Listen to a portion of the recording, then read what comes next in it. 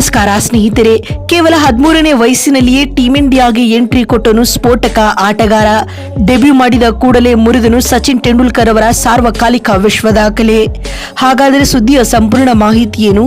ಅಷ್ಟಕ್ಕೂ ತನ್ನ 13ನೇ ವಯಸ್ಸಿನಲ್ಲಿಯೇ ಟೀಂ ಇಂಡಿಯಾಗೆ ಎಂಟ್ರಿ ನೀಡಲಿರುವ ಆ ಸ್ಟಾರ್ ಆಟಗಾರನಾದ್ರೂ ಯಾರು? ಹೀಗೆ ಇದರೆಲ್ಲದರ ಬಗ್ಗೆ ಇವತ್ತಿನ ಈ ಒಂದು ವಿಡಿಯೋದಲ್ಲಿ ಕಂಪ್ಲೀಟ್ ಆಗಿ ತಿಳಿಸ್ಕೊಡ್ತಾ ಹೋಗ್ತೀನಿ. ಆದ್ದರಿಂದ ದಯವಿಟ್ಟು ಈ ವಿಡಿಯೋವನ್ನ ಕೊನೆವರೆಗೂ ನೋಡಿ.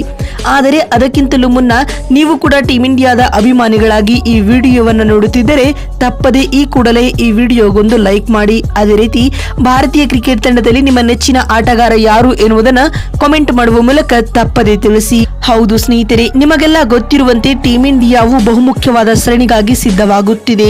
ಹೌದು, ಭಾರತದ ಅಂಡರ್ 19 ತಂಡದ ಬಹುಮುಖ್ಯವಾದ ಶೆಡ್ಯೂಲ್ ಘೋಷಿಸಲಾಗಿದೆ.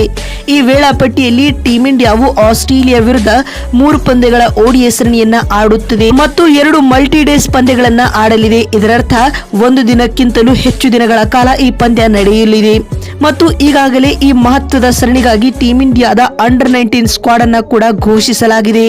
ಶಾಕಿಂಗ್ ವಿಷಯವೇನೆಂದರೆ ತಂಡದಲ್ಲಿ ಒಬ್ಬ 13 ವರ್ಷದ ಆಟಗಾರನ ಎಂಟ್ರಿ ಆಗಿದೆ.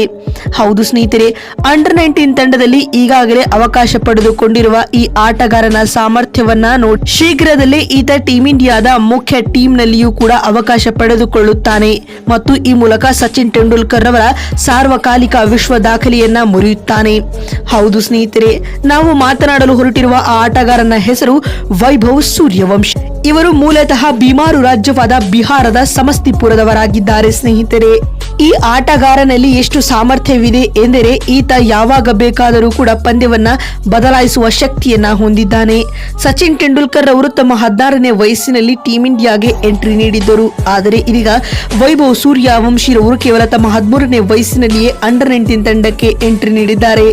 ಈ ಮುಖ್ಯವಾಗಿ ಸಚಿನ್ ತೆಂಡೂಲ್ಕರ್ ಅವರ ಸಾರ್ವಕಾಲಿಕ ವಿಶ್ವ ದಾಖಲೆಯನ್ನ ಈ ಬಿಹಾರಿ ಹುಡುಗ ಪುಡಿಗಟ್ಟಿದ್ದಾರೆ ಸ್ನೇಹಿತರೆ. ಹಾಗೂ ಇತ್ತೀಚೆಗಷ್ಟೇ ನಡೆದ ಇಂಗ್ಲೆಂಡ್ ಮತ್ತು ಬಾಂಗ್ಲಾ ವಿರುದ್ಧದ 3 ಪಂದ್ಯಗಳ ಓಡಿಐ ಸರಣಿಯಲ್ಲಿ ವೈಭವ್ ಸೂರ್ಯವಂಶಿರವರು 177 ರನ್ ಬಾರಿಸಿದ್ದಾರೆ. ಈ ಮೂಲಕ ಇದು ಇವರ ಟ್ಯಾಲೆಂಟ್ ಏನು ಎನ್ನುವುದನ್ನು ತೋರಿಸುತ್ತದೆ. ಬಂಧುಗಳೇ, ನಿಮಗೇನು ಅನಿಸುತ್ತದೆ? ಸೌರಭ್ ಸೂರ್ಯವಂಶಿಯಂತಹ ಈ ಕಿರಿಯ ಆಟಗಾರನಿಗೆ ಟೀಂ ಇಂಡಿಯಾದ ಬಹುಮುಖ್ಯವಾದ ತಂಡದಲ್ಲಿ ಚಾನ್ಸ್ ನೀಡಬೇಕೋ ಅಥವಾ ಬೇಡವೋ ಎನ್ನುವುದನ್ನು ಕಾಮೆಂಟ್ ಮಾಡುವ ಮೂಲಕ ತಪ್ಪದೆ ತಿಳಿಸಿ.